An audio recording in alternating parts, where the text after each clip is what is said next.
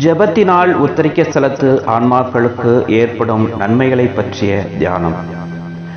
Austria நாட்டில் உத்திரிக ஸ்தலத்து ஆன்மாக்கள் பேரில் பெரிதும் பக்தியுடைய மேற்றாணியர் ஒருவர் இருந்தார். அவர் பகலில் ஒரு நாள் ஓய்வெடுத்து உறங்கும்போது தரிசனம் ஒன்றை கண்டார். ஒரு வாலிபன் கையில் இருந்த தங்கத்தால் செய்த தூண்டில் வெள்ளை நூலினால் கட்டி வைத்திருக்கிறதையும் அந்த தூண்டிலினால் ஆழமாயிருந்த கிணறு ஒன்றிலிருந்து ஒரு பெண்ணை தூக்குவதையும் காட்சியாக கண்டார்.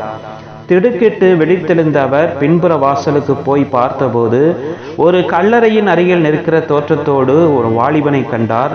தான் கண்ட தரிசனத்தில் தெரிந்த அதே சாயல் அந்த வாலிபனுக்கும் இருக்க கண்டு அவர், "நீ இங்கே என்ன செய்கிறாய்?" என்று அவனிடம் கேட்க, அவனோ, "இந்த கல்லறையில் என் தாயின் உடல் இருக்கிறது. அவரின் ஆத்துமத்தை குறித்து இங்கே நின்று கர்த்தர் கற்பித்த ஜெபத்தையும் மங்கள வார்த்தை ஜெபத்தையும் சொல்லி வேண்டிக் கொண்டு இருக்கிறேன்" என்றான்.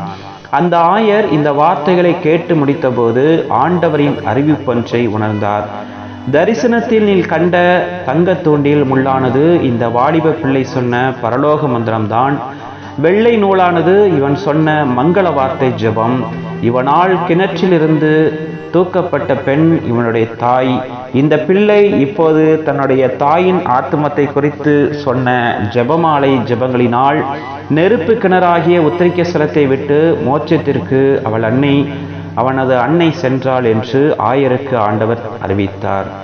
பிள்ளைகள் தங்கள் தாய் தந்தையர் இறந்தால் அவர்களின் ஆத்துமங்களை மறந்து போய் அசட்டைத்தனத்தோடு இருந்து அந்த ஆன்மாக்களுக்கு ஓர் உதவியும் செய்யாமல் விட்டு வருவார்கள். என்ன ஒரு நன்றி கட்டத்தனமாக இது இருக்கிறது! 10 மாதம் உங்களை சுமந்து பேறுகால நேரத்தில் எவ்வளவு கஷ்டப்பட்டு வலியை உங்கள் தாய் தன் உயிரை பணயம் வைத்து உங்களை பெற்றிருப்பார்கள். அதை நீங்கள் உணர்ந்தீர்களா? இதை நீங்கள் குழந்தை பருவத்தில் உங்களை தன் இரத்தத்தை பாலாக ஊட்டி சிறு பிள்ளையாயிருக்கையில் இரவும் பகலும் தூக்க முதலாய் இல்லாமல் அதிக அக்கறையோடு வளர்த்து உங்களுக்கு எண்ணற்ற உதவிகள் செய்த அந்த தெய்வத்தை நீங்கள் மறந்து போகலாமா? அவர்கள் ஆன்ம ஈடேற்றத்திற்காக ஒரு உதவியும் செய்யாமல் இவ்வளவு கல் நஞ்சத்தோடு நாம் வாழலாமா? அந்த தாய் நம்மை பற்றி என்ன நினைப்பார்கள்? நன்றி கட்ட பிள்ளைகளே பெற்றேனே என மன வருத்தம் அடைய மாட்டார்களா? அதேபோல நம்மை தன் கஷ்டம், தன் துன்பம், தன் சிரமம் பாராமல் இரவு பகலாக பட்டினி மதனாய் கிடந்து தங்களை நல்ல நிலைமையில் வைக்க வேண்டுமென்று கஷ்டப்பட்டு வளர்த்த நமது தகப்பனை நாம் மறக்கலாமா? அந்த ஆத்துமம் உத்தரிக்க ஸ்தலத்திலே இருந்தால் என்ன நினைக்கும்? நம்மை நன்றி கெட்ட ஜென்மங்கள் என்று நினைக்க மாட்டார்களா?